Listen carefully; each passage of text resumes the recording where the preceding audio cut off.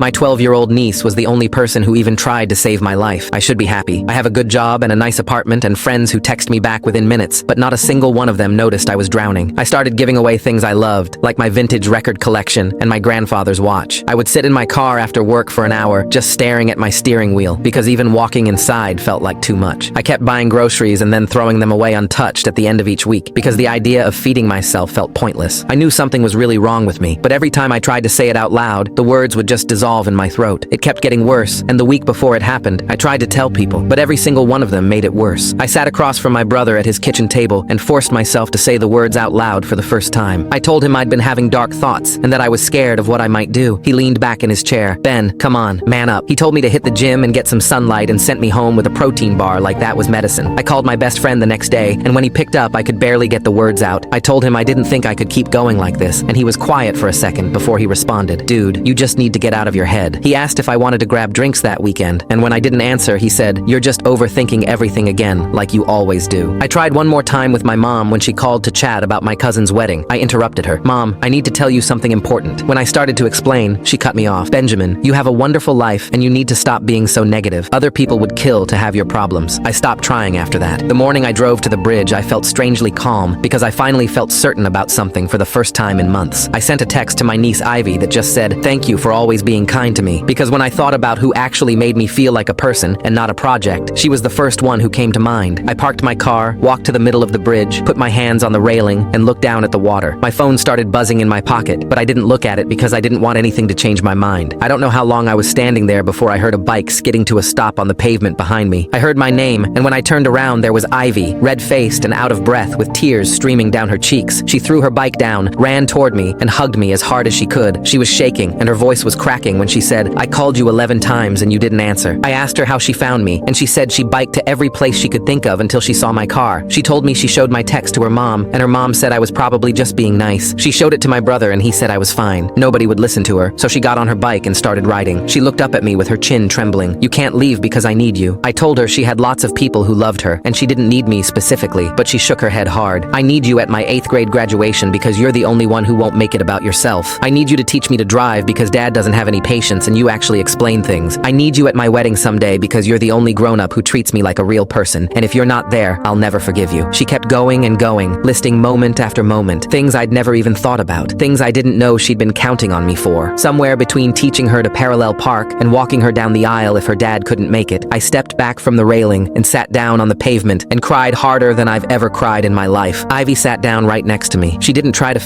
Click the link on the homepage to watch the full follow-up for free.